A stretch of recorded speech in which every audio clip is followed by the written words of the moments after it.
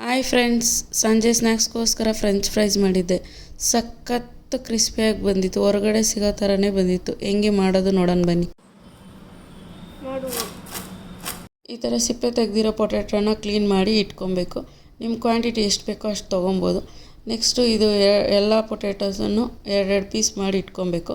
ನಾನು 2 ಪೀಸ್ ಮಾಡ್ಕೊಂಡಿದ್ದೀನಿ. ನೀವು ಚಾಕು ಸಹಾಯದಿಂದ ಕಟ್ ಮಾಡ್ತೀನಿ ಅಂದರೆ ಅದು ಹಾಫ್ನ ಇನ್ನೂ ಹಾಫ್ ಮಾಡ್ಕೊಬೇಕು. ನಾನು ಚಾಪರಲ್ಲಿ ಕಟ್ ಮಾಡ್ತೀನಿ, ಸೊ ಅದಕ್ಕೆ ಎರಡೆರಡು ಪೀಸ್ ಮಾತ್ರ ಮಾಡ್ಕೊಂಡಿದ್ದೀನಿ. ನೋಡಿ, ಇಷ್ಟ ಆಗಿದೆ ಪೀಸ್ ಮಾಡಿರೋದು. ಇಷ್ಟು ಸೈಜ್ ಇದ್ದರೆ ಸಾಕು. ನೀವು ಇನ್ನೂ ಬೇಕಂದರೆ ಜಾಸ್ತಿ ಪೊಟ್ಯಾಟೋಸ್ ತೊಗೊಬೋದು. ನಾನಿವಾಗ ಚಾಪರಲ್ಲಿ ಕಟ್ ಮಾಡ್ತಾಯಿದ್ದೀನಿ. ಎಷ್ಟು ಕ್ಲೀನಾಗಿ ಬರುತ್ತೆ ಅಂದರೆ ಚಾಪರಲ್ಲಿ ಒಂದೇ ಸೈಜಲ್ಲಿ ಬರುತ್ತೆ. ನೋಡಿ, ಈ ಥರ ಸೈಜಲ್ಲಿ ಬರುತ್ತೆ. ನಾನೊಂದು ಹತ್ತತ್ರ ಒಂದು 1 kg ಅಷ್ಟು ಪೊಟ್ಯಾಟೊ ತೊಗೊಂಡಿದ್ದೆ. ನನಗೆ ತುಂಬ ಇಷ್ಟು ಸಿಕ್ತು. ಚಾಪರಲ್ಲಾದರೆ ಸ್ವಲ್ಪ ಬೇಗ ಆಗುತ್ತೆ, ಚಾಕುಲು ಕೂಡ ಆಗುತ್ತೆ. ನೋಡಿಕೊಂಡು ನೀಟಾಗಿ ಒಂದೇ ಸೈಜಲ್ಲಿ ಕಟ್ ಮಾಡ್ಕೊಬೇಕು. ನೋಡಿ, ಇಷ್ಟೊಂದು ಆಗಿದೆ. ಎಷ್ಟು ಕ್ಲೀನಾಗಿ ನೀಟಾಗಿ ಒಂದೇ ಸೈಜಲ್ಲಿ ಸಿಕ್ಕಿದೆ ನನಗೆ.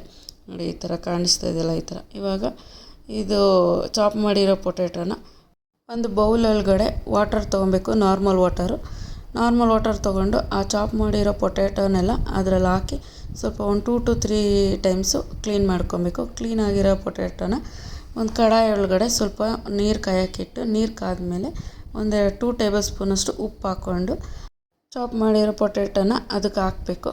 ಒಂದು 5 ಮಿನಿಟ್ಸ್ ಬಾಯ್ಲ್ ಮಾಡ್ಕೊಳ್ಳಿ. ತುಂಬ ಬಾಯ್ಲ್ ಮಾಡಬೇಡಿ. ನೋಡಿ, ಈ ಥರ ಬಾಯ್ಲ್ ಆಗಿರಬೇಕಷ್ಟೆ. ಜಸ್ಟ್ ಹಿಂಗೆ ಮುಟ್ಟರೆ ಸಾಫ್ಟ್ ಆಗಿರಬೇಕಷ್ಟೆ. ಅದು ಸಾಫ್ಟ್ ಆಗಿರೋದನ್ನ ಸ್ಟೇನರಲ್ಲಿ ಸ್ಟೈನ್ ಮಾಡ್ಕೊಳ್ಳಿ.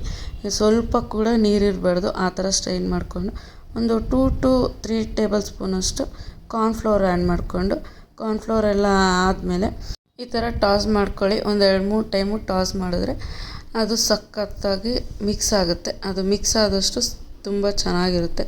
ಆಮೇಲೆ ಫ್ರೀಝರಲ್ಲಿ 1.5 hour ಫ್ರೀಸ್ ಮಾಡಿಕೊಂಡು, ಫ್ರೀಸ್ ಆದಮೇಲೆ ಮತ್ತೆ ಹೊರಗಡೆ ತೆಗೆದು ಮತ್ತೊಂದು ಸರಿ ಟಾಸ್ ಮಾಡಿ, ನೆಕ್ಸ್ಟ್ ಒಂದು ಕಡಾಯಿ ಇಟ್ಕೊಂಡು ಕಡಾಯಿಗೆ ಸ್ವಲ್ಪ ಆಯಿಲ್ ಹಾಕ್ಕೊಳ್ಳಿ. ಆಯಿಲ್ ಬಿಸಿ ಆದಮೇಲೆ ಸ್ವಲ್ಪನೇ ಫ್ರೀಸ್ ಮಾಡ್ಕೊಂಡಿರೋ ಪೊಟ್ಯಾಟೋಸನ್ನು ಆ್ಯಡ್ ಮಾಡಿಕೊಂಡು ಫ್ರೈ ಮಾಡ್ಕೊಳ್ಳಿ. ಸ್ವಲ್ಪನೇ ಫ್ರೈ ಮಾಡ್ಕೊಳ್ಳಿ. ತುಂಬ ಒಂದೇ ಅಟ್ ಎ ಟೈಮ್ ಹಾಕೋಕ್ಕೆ ಹೋಗಬೇಡಿ. ಸ್ವಲ್ಪ ಫ್ರೈ ಮಾಡ್ಕೊಳ್ಳಿ. ಫ್ರೆಂಚ್ ಫ್ರೈಸ್ ಫ್ರೈ ಆಗೋಷ್ಟರೊಳಗಡೆ ಸ್ವಲ್ಪ ಒಂದು ಬೌಲ್ ಒಳಗಡೆ ಸ್ವಲ್ಪ ಚಾಟ್ ಮಸಾಲ, ಉಪ್ಪು, ಚಿಲ್ಲಿ ಪೌಡರ್, ಸ್ವಲ್ಪ ಜೀರಾ ಪೌಡರ್ ಹಾಕಿ ಮಿಕ್ಸ್ ಮಾಡ್ಕೊಳ್ಳಿ. ನಿಮ್ಗೆ ಹೊರಗಡೆ ಯಾವ ಥರ ಫ್ರೆಂಚ್ ಫ್ರೈಗೆ ಮಸಾಲೆ ಸಿಗುತ್ತಲ್ಲ, ಸೇಮ್ ಟೇಸ್ಟ್ ಕೊಡುತ್ತೆ ಇದಕ್ಕೆ. ನೀವು ಒಂದು ಸತಿ ಟ್ರೈ ಮಾಡಿ ನೋಡಿ. ಈ ಥರ ಎಲ್ಲ ಮಿಕ್ಸ್ ಮಾಡಿ ಇಟ್ಕೊಳ್ಳಿ. ಇವಾಗ ನೋಡಿ, ಫ್ರೆಂಚ್ ಫ್ರೈಸು ಫುಲ್ಲು ರೆಡಿ ಆಗಿದೆ. ಚೆನ್ನಾಗಿ ಫ್ರೈ ಮಾಡ್ಕೊಂಡಿದ್ದೀನಿ. ಫ್ರೈ ಆಗೋವರೆಗೂ ಈ ಥರ ಆಗೋದು, ಕಲರ್ ಚೇಂಜ್ ಆಗುತ್ತೆ. ಅವಾಗ ನಿಮ್ಗೆ ಗೊತ್ತಾಗುತ್ತೆ ಫ್ರೈ ಆಗಿದೆ ಅಂತ.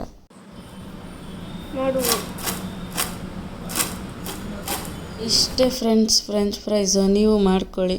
ಬೇಕಾದರೆ ಪೆರಿ ಹಾಕ್ಕೊಳ್ಳಿ. ಬಾಯ್.